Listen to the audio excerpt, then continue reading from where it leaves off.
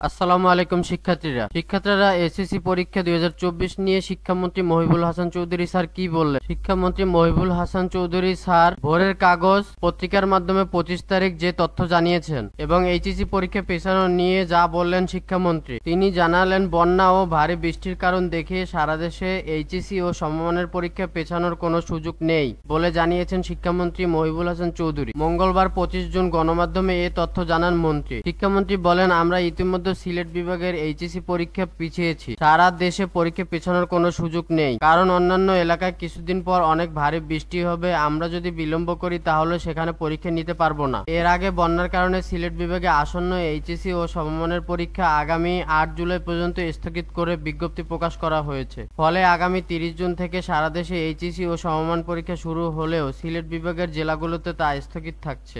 এতে বলা হয়েছে, সিলেট অঞ্চলের বন্যা পরিস্থিতির অবনতি ঘটায় সিলেট বিভাগের আওতাধীন মাধ্যমিক ও উচ্চ মাধ্যমিক বোর্ড সিলেট, বাংলাদেশ মাদ্রাসা শিক্ষা বোর্ড এবং বাংলাদেশ কারিগরি শিক্ষা বোর্ডের অধীন আগামী 30 জুন অনুষ্ঠিতব্য পরীক্ষাসমূহ 8 জুলাই পর্যন্ত স্থগিত থাকবে। প্রকাশিত সময়সূচি অনুযায়ী 9 জুলাই থেকে পরীক্ষাসমূহ যথারীতি অনুষ্ঠিত হবে।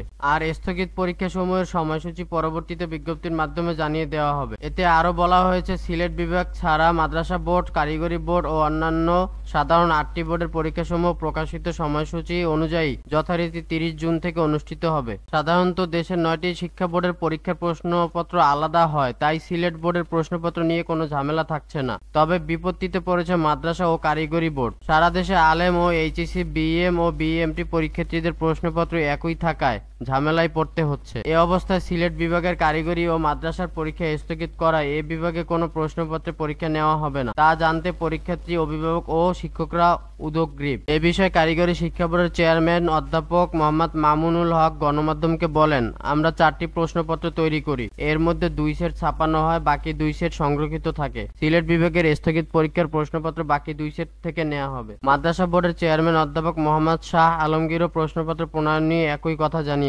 প্রসঙ্গত, এবছর এইচএসসি ও সমমান পরীক্ষায় 11টি শিক্ষা বোর্ডের অধীন মোট পরীক্ষার্থী 14,50,790 জন। শিক্ষার্থীরা, এই ছিল এইচএসসি 2024 পরীক্ষা নিয়ে সর্বশেষ আপডেট। তোমরা সবাই চ্যানেলটিকে সাবস্ক্রাইব করে দিয়ে পাশে থাকো নিয়মিত নতুন নতুন ভিডিও পাওয়ার জন্য। আজকের ভিডিওটা এই পর্যন্তই। সবাই ভালো থাকো, সুস্থ থাকো, আল্লাহ হাফেজ।